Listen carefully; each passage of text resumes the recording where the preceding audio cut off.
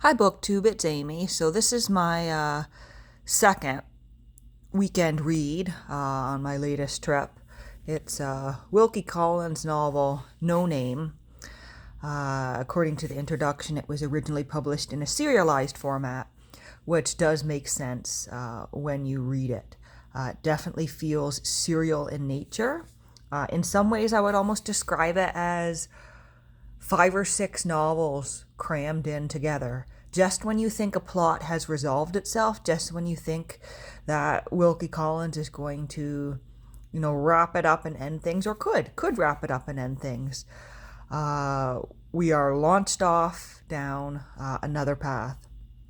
So No Name refers to the fact that there are 2 daughters in a family, our primary character being named Magdalene, who, upon the sudden death of their father and then their mother, discover that when each of the girls were born, their parents were not married yet, because their father had already been married in a time when divorce was not a possibility. And his first wife, who they had never met and who had never been to England or to Europe, was living somewhere in North America. He's described as meeting her in Canada, but then a letter comes from New Orleans at some point. And it's presumed that that letter brings the news that his first wife has died, and the parents do run off to get married, not telling anyone, of course, because no one knows that they're not married.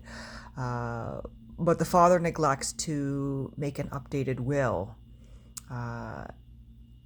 leading to the events of the novel. And our 2 sisters are thrust out into the world. I won't say penniless, because they do have their possessions and a little bit of money and the help of their longtime governess, Miss Garth. But Magdalene takes it upon herself to do some acting and to set out on a path of revenge, which is poorly calculated and at times poorly described, because it's not a first-person narrator, of course, and we're seeing everything from all these different perspectives, and parts of the novel are actually epistolary rather than narrative.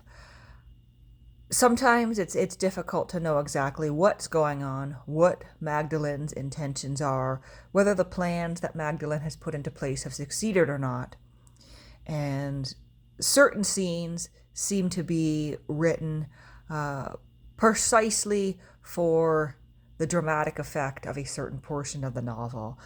You can definitely tell that, this section was perhaps one installment, and it was written in such a way to make an exciting installment, and it doesn't do much for the rest of the plot. And I honestly wish this novel had been done sooner. I mean, almost 800 pages did make for good train reading, but by the end, I was ready for the novel to be done. And I wasn't that satisfied with the ending. When a character sets out for revenge, you expect them to get revenge and not be dissatisfied at every corner. And it has a rather conventional ending, which I suppose for the 1860s needed to be a conventional ending to be acceptable. But I would have liked a different ending, and I would have liked a more condensed story with characters that were better thought out. There are certain moments when, a character popped up and I'm like, who is this guy again? We haven't seen him for several hundred pages. But I will leave it there. And I think this may be the first Wilkie Collins novel I've read. So if there's a better one out there, do let me know.